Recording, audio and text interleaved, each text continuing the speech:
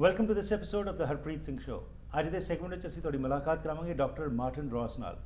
Doctor ਰੌਸ ਦਾ ਭਾਰਤ ਨਾਲ ਬੜਾ ਡੂੰਘਾ ਸੰਬੰਧ ਹੈ। 1961 ਦੇ ਵਿੱਚ ਇਹ ਭਾਰਤ ਵਿੱਚ ਗਏ ਸੀ ਤੇ ਉਸ ਤੋਂ ਬਾਅਦ ਜਿਹੜਾ ਕਿ ਉਹਨਾਂ ਦਾ ਐਕਸਪੀਰੀਅੰਸ ਰਿਹਾ, ਉਸ ਦੇ ਫਲਸਰੂਪ ਹੁਣ ਇਹ ਹਾਲ ਹੀ ਵਿੱਚ ਜੋ ਸਰੀ ਦੇ ਵਿੱਚ ਨਗਰ ਕੀਰਤਨ ਹੋਇਆ ਸੀ ਉਸ ਵਿੱਚ ਆ ਕੇ ਇਹਨਾਂ ਨੇ ਸ਼ਮੂਲੀਅਤ ਕੀਤੀ।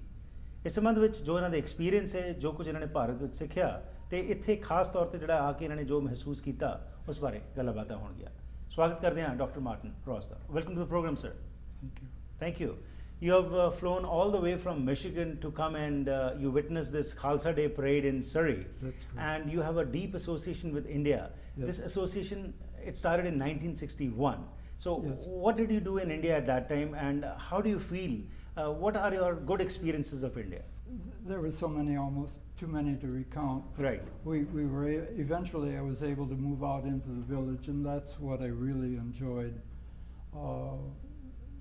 living and trying to introduce some new products. Mm-hmm. In the village at that time, the university was recommending that we introduce mungkuli, peanuts, Okay. groundnuts, and a few other crops.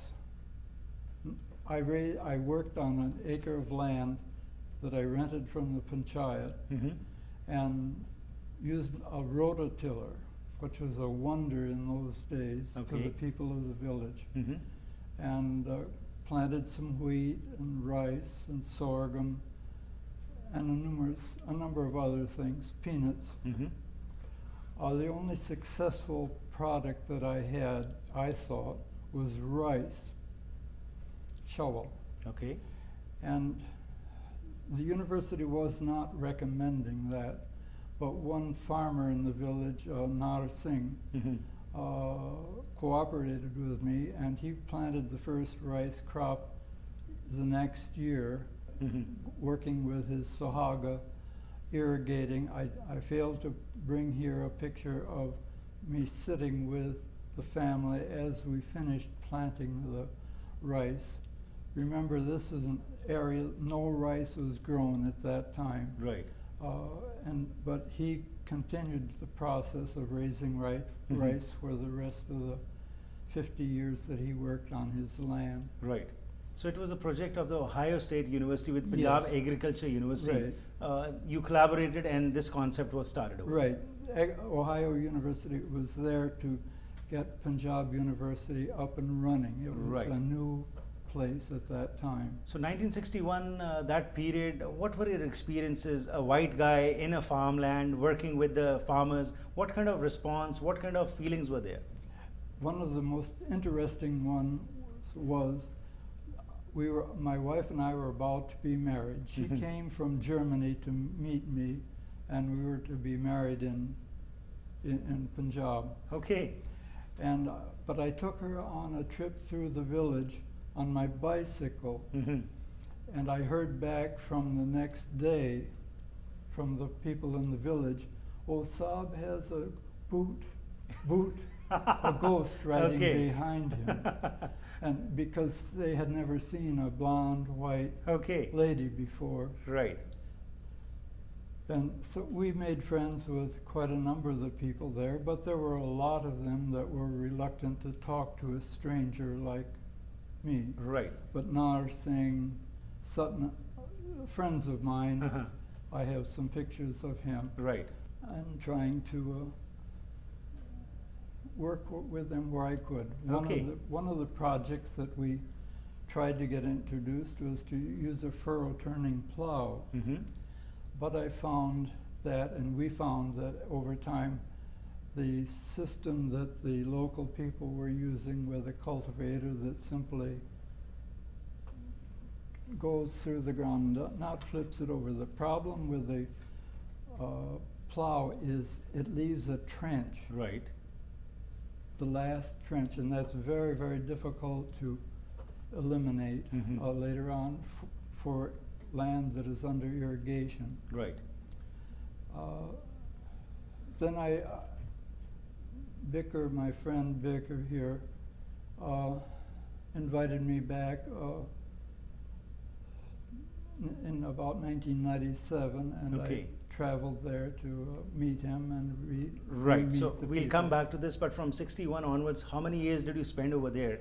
And how did you communicate with the common people? Did you learn the local language? Tori Tori. Thodi thodi. Very little. Okay. But how much time did you spend there in India at that time? Well, the year and a half I spent in the village, I lived in the village full time. Right. In the Tavela, a common site in the village. Okay. That has had its advantages and disadvantages because the police, anybody that needed a place to stay, Mm-hmm. would come through and stay there. So oftentimes we would find ourselves living with a cluster of police who'd come to be there on a raid for theme or what have you. Okay.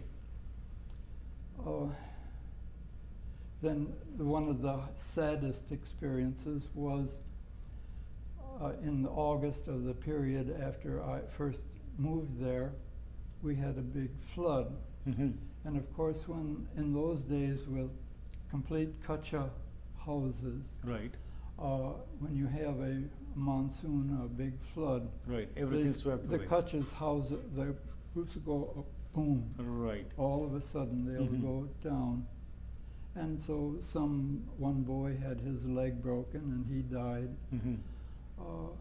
Another very sad experience was I was passing out a lot of medicine to the young people. Mm-hmm. You know, a very little line of terramycin ointment Right. would get rid of pink eye. I don't know what you call it, but you Mhm. know, their eyes. Right. And so their eyesight would be saved. Mm-hmm. Then I had a young girl who came to me with a large boil on her foot. Okay. And I treated her for some time and she seemed to appear better. Mm-hmm. But then 2-3 months later, she was brought back to me again, Mm-hmm. this time with this outburst on the back of her spine. Mm-hmm. And my Peace Corps people helped us get her to the hospital. Right. And they diagnosed her with tuberculosis of the Okay. spine, of the Mhm. bone. Right. And I had a big disagreement with the father, Right. but he simply was too poor to stay in the city with his Right. daughter. So at that time, 61, when we talked, that time, poverty, misery, there were a lot of issues and challenges. Yes. And when you came back in 97 back to India, what differences did you find? And when we compare that period, Mhm. what were your experiences? I would like to know about this after this short break, sir. So we'll Yes, go for a sure. short break, come back and we'll discuss. Mhm. So doctor Martin Ross ਨਾਲ ਜੋ ਅਸੀਂ ਗੱਲਬਾਤ ਕੀਤੀ ਹੈ 1961 ਦੇ ਵਿੱਚ 1961 ਦੇ ਵਿੱਚ ਇਹ ਹਿੰਦੁਸਤਾਨ ਗਏ ਸੀ ਅਤੇ ਇਹ ਜੋ ਯੂਨੀਵਰਸਿਟੀ ਸੀ ਉਸ ਦੇ ਨਾਲ ਕੰਮ ਕਰਿਆ ਕਰਦੇ ਸੀ ਤੇ ਉੱਥੇ ਜਾ ਕੇ ਫਾਰਮਰਸ ਦੀ ਮਦਦ ਕਰ ਰਹੇ ਸੀ ਕਿ ਉੱਥੇ ਜਿਸ ਤਰ੍ਹਾਂ ਚੌਲ ਅਤੇ ਮੂੰਗਫਲੀ ਜੋ ਹੈ ਇਸ ਨੂੰ ਕਿਵੇਂ ਉਗਾਇਆ ਜਾਵੇ ਉਸ ਦੇ ਵਿੱਚ ਇਹਨਾਂ ਨੇ ਆਪਣੇ ਐਕਸਪੀਰੀਐਂਸਸ ਸ਼ੇਅਰ ਕੀਤੇ ਕਿ ਕਿਸ ਤਰ੍ਹਾਂ ਜਦੋਂ ਇਹਨਾਂ ਦੇ ਮਿਸਿਸ ਵੀ ਉੱਥੇ ਆਏ ਤੇ ਲੋਕਾਂ ਨੇ ਕਦੀ ਪਹਿਲਾਂ ਕੋਈ ਗੋਰੀ ਲੇਡੀ ਨਹੀਂ ਦੇਖੀ ਸੀ ਤੇ ਭੂਤ ਕਹਿ ਕੇ ਇਹਨਾਂ ਨੂੰ ਉਹ ਇਹਨਾਂ ਦੇ ਪਿੱਛੇ ਉਹ ਚੱਲੇ ਗਏ ਇਸੇ ਤਰ੍ਹਾਂ ਸੰਬੰਧ ਨਾਲ ਇਹਨਾਂ ਨੇ ਕਿਹਾ ਕਿ ਮੈਂ ਥੋੜੀ ਲੈਂਗੁਏਜ ਵੀ ਸਿੱਖੀ ਪੰਜਾਬੀ ਬੋਲਣੀ ਵੀ ਸਿੱਖੀ ਪਰ ਮੁੱਖ ਤੌਰ ਦੇ ਉੱਤੇ ਇਹ ਐਜ਼ ਅ ਪੀਸ ਆਫੀਸਰ ਉੱਥੇ ਕੰਮ ਕਰਦੇ ਰਹੇ ਤੇ ਦਵਾਈਆਂ ਵਗੈਰਾ ਵੀ ਲੋਕਾਂ ਨੂੰ ਦਿੰਦੇ ਰਹੇ ਕਿਸ ਤਰੀਕੇ ਨਾਲ ਇਹਨਾਂ ਦਾ ਜਿਹੜਾ ਸੰਬੰਧ ਸੀ ਇੰਡੀਆ ਦਾ ਅੱਜ ਇਹਨਾਂ ਨੂੰ ਖਿੱਚ ਕੇ ਲੈ ਕੇ ਆਇਆ ਕੈਨੇਡਾ ਦੇ ਵਿੱਚ ਜਿੱਥੇ ਕਿ ਇਹਨਾਂ ਨੇ ਹਾਲ ਹੀ ਵਿੱਚ ਜੋ ਖਾਲਸਾ ਡੇ ਪਰੇਡ ਸਰੀ ਵਿੱਚ ਨਿਕਲੀ ਸੀ ਜਿਸ ਵਿੱਚ ਕਿ 2 ਲੱਖ ਤੋਂ ਵੱਧ ਲੋਕਾਂ ਨੇ ਸ਼ਮੂਲੀਅਤ ਕੀਤੀ ਉਹਦੇ ਬਾਰੇ ਵੀ ਇਸ ਬ੍ਰੇਕ ਤੋਂ ਬਾਅਦ ਇਹਨਾਂ ਕੋਲੋਂ ਜਾਣਕਾਰੀ ਲੈਣੇ ਆ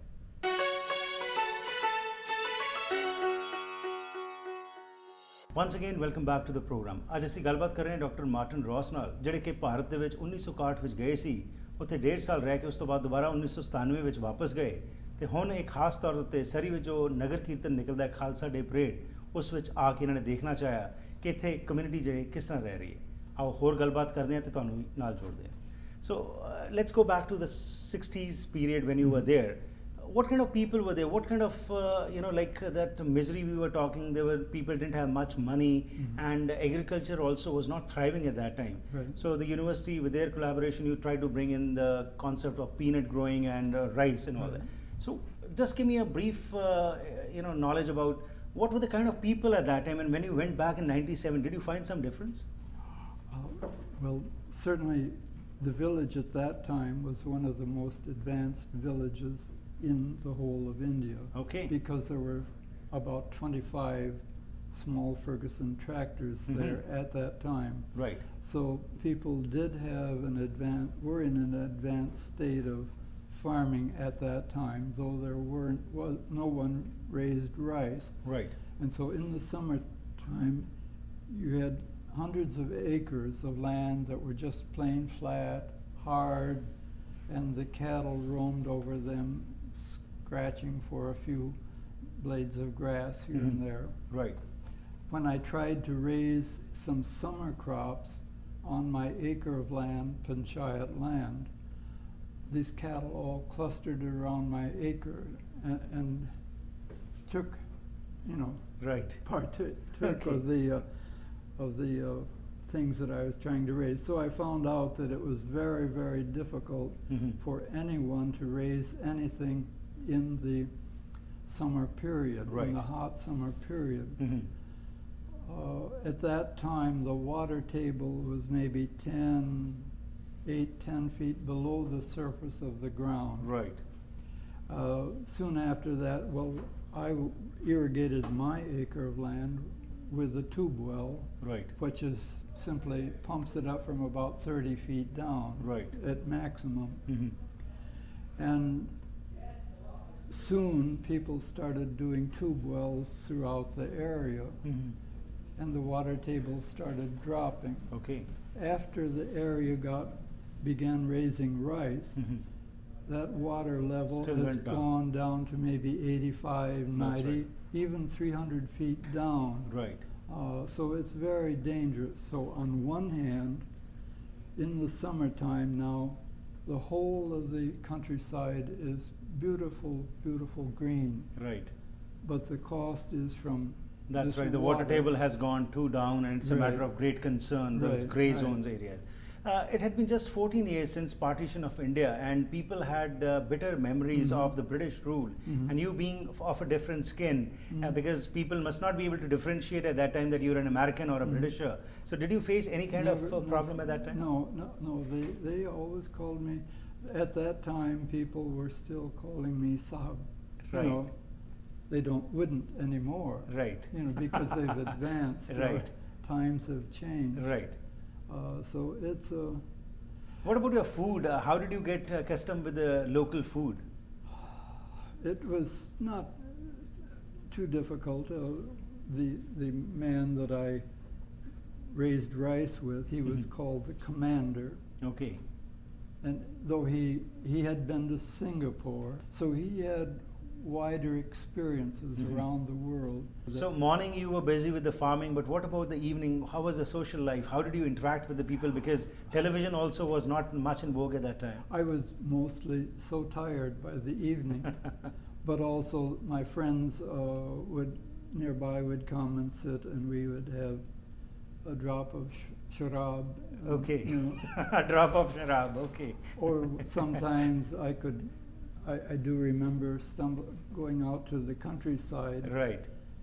and these people were making the sharab through boiling the Right. sugar water, but they had dogs all around to watch for the police. Okay. And it was very difficult getting back home that evening in the dark with no flashlight. Right. But it was wonderful, wonderful food. Right. So when you went back in '97, what difference did you find? And especially now with this technology which has overtaken human emotions, human relations, interactions, how do you feel? Did it have an impact on the Indians when you went back? You saw no little children with extended bellies. Right. Which was common when I was there in the early 60s. Right. Everyone had clothes on. The school children were going to better schools. Right. If I may say, the leading man in the village, and I have this on tape at home, the leading man in the village at that time wasn't very anxious to improve schools Right. for a simple reason. The school children wouldn't salute him if they were educated. Right. That may sound harsh, but that's But that was a fact. You know, That's- personal, parochial thought was more prevalent. That's what you were saying. right. Okay, now there's much more to talk, but time doesn't permit me, so I'll Right. come and talk a little bit about Surrey. You came all the way from Michigan to attend this Khalsa Day parade today morning. So, what were your observations and how did you feel being here? And you have come here to meet your friend, Mr. Bicker Singh, also. I'm so surprised at what a huge Punjabi community has built around here and how excited the people are to be part, making their own free creation here. Right. So, Maybe. you're happy with that. Yes, oh yes. And with your experience with the Indians and your life experience, what message would you like to give to the Indians? Because today, what we are finding, especially among our youngsters, that concept of culture, that concept of uniqueness is disappearing. So, as an outsider, are you concerned with it? And what would be your message towards the end? I think the people shouldn't forget the old concept of duty. And the people, whenever in those days, whenever you say thank you, they would always say, no thanks, that's my duty. Right, And that idea of duty right. is fundamental, I think, to India and shouldn't be forgotten. Great. Sir, it was a pleasure having you. Thank you very much and best wishes. Coming all the way from Michigan to attend this parade, it's really an honor to have you today in the studio. Thank you and best wishes. Thank you for having this talk with me. Wonderful thank you so ਅੱਜ ਅਸੀਂ ਗੱਲਬਾਤ ਕੀਤੀ doctor Martin ਰੌਸ ਖਾਸ ਤੌਰ ਦੇ ਉੱਤੇ Michigan ਤੋਂ ਆਏ ਸੀ ਸਾਡੇ ਨਾਲ ਇਹ ਨਗਰ ਕੀਰਤਨ ਦੇ ਵਿੱਚ ਅੱਜ ਸ਼ਮੂਲੀਅਤ ਕਰਨ ਵਾਸਤੇ ਤੇ ਨਾਲ ਹੀ ਇਹਨਾਂ ਦੇ ਇੱਕ ਮਿੱਤਰ ਡਾਕਟਰ ਸਰਦਾਰ ਬਿੱਕਰ ਸਿੰਘ ਵੀ ਇੱਥੇ ਰਹਿੰਦੇ ਨੇ ਕਨੈਕਟ ਸਿਕਿਉਰਿਟੀ ਵਾਲੇ ਉਹਨਾਂ ਨੂੰ ਇੱਥੇ ਮਿਲਣ ਆਏ ਤੇ ਜੋ ਇਹਨਾਂ ਨੇ ਗੱਲਬਾਤ ਹੁਣ ਤੱਕ ਕੀਤੀ ਉਸ ਵਿੱਚ ਅਖੀਰ ਵਿੱਚ ਜਿਹੜਾ ਇਹਨਾਂ ਨੇ ਮੈਸੇਜ ਦਿੱਤਾ ਬੜਾ ਇੰਪਾਵਰਿੰਗ ਮੈਸੇਜ ਹੈਗਾ ਕਿ ਅਸੀਂ ਆਪਣੀ ਡਿਊਟੀ ਨਾ ਭੁੱਲੀਏ ਜਿਸ ਵੀ ਕੰਮ ਵਿੱਚ ਅਸੀਂ ਰੁੱਝੇ ਹੋਏ ਹਾਂ ਉਸ ਨੂੰ ਇੱਕ ਡਿਊਟੀ ਵਾਂਗੂ ਜਦੋਂ ਅਸੀਂ ਕਰਾਂਗੇ ਇੱਕ ਆਬਲੀਗੇਸ਼ਨ ਨਹੀਂ ਬਲਕਿ ਉਸ ਨੂੰ ਆਪਣਾ ਫਰਜ਼ ਸਮਝ ਕੇ ਕਰਾਂਗੇ ਤਾਂ ਉਸ ਕੰਮ ਵਿੱਚ ਸਾਨੂੰ ਯਕੀਨਨ ਸਫਲਤਾ ਮਿਲੇਗੀ